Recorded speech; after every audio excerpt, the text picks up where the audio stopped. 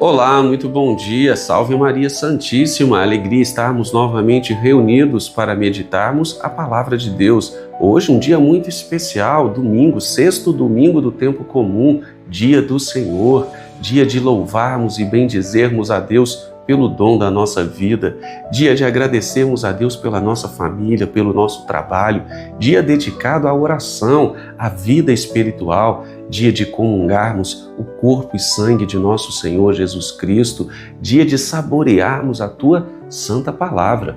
E hoje, meus caros irmãos e irmãs, a liturgia nos apresenta no seu Evangelho uma meditação bastante edificante para a nossa vida. Afinal de contas, o Evangelho que nos é apresentado no dia de hoje é o Evangelho das Bem-aventuranças, muito conhecido. O Evangelho onde Jesus ele vai fazer um receituário, uma espécie de receituário mesmo, de como sermos verdadeiramente felizes nele, sermos felizes em Deus. Jesus vai ensinar os seus discípulos e a cada um de nós o que nós precisamos de fato valorizar do mundo, aquilo que de fato nós precisamos fazer na nossa vida prática para sermos bem-aventurados, para sermos felizes. Jesus, no entanto, ele vai colocar as bem-aventuranças invertendo um pouco a lógica de que o povo estava acostumado a viver e a entender o que seria a felicidade. E assim também ele faz conosco. Há um pouco de inversão da lógica a qual nós estamos acostumados. Jesus inverte um pouco isso, porque ele vai dizer, olha, bem-aventurados os que têm fome, felizes os que têm fome.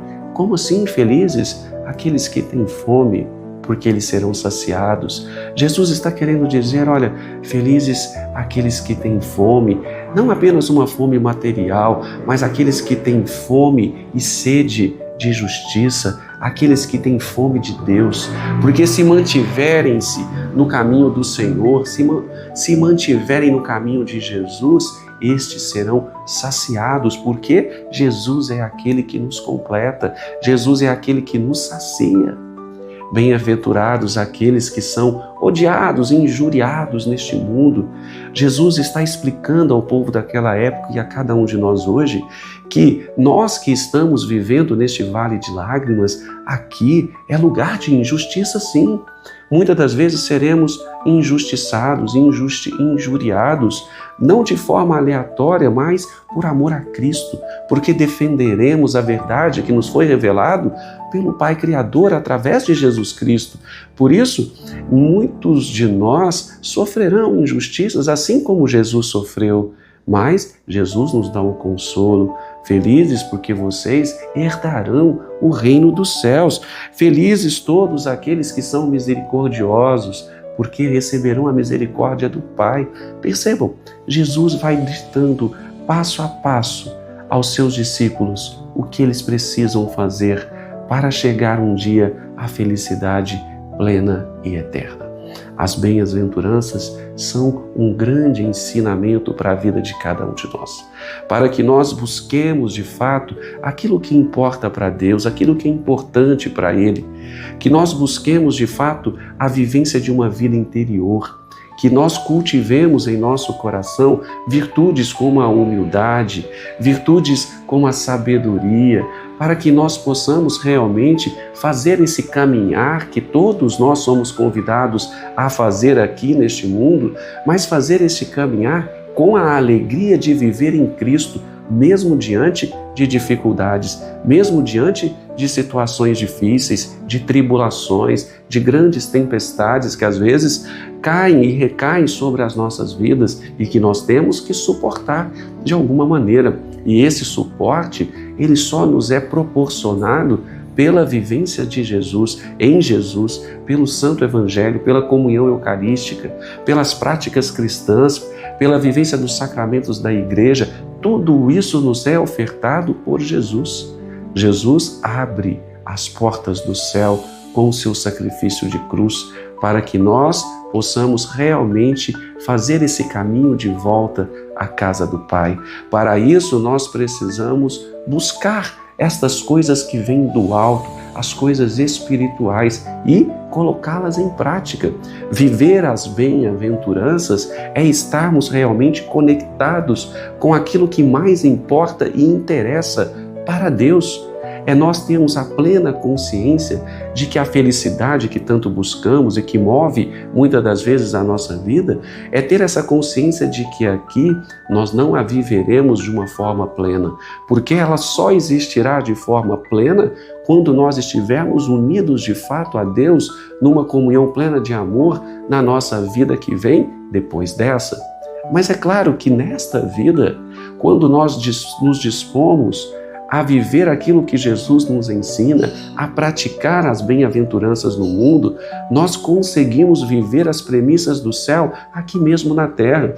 Nós conseguimos, apesar do vale de lágrimas, apesar das mazelas, apesar das imperfeições, nós conseguimos sim viver uma vida de alegria em Cristo, feliz, porque nós estamos conscientes de que a dor, o sofrimento, as dificuldades fazem parte do nosso caminhar.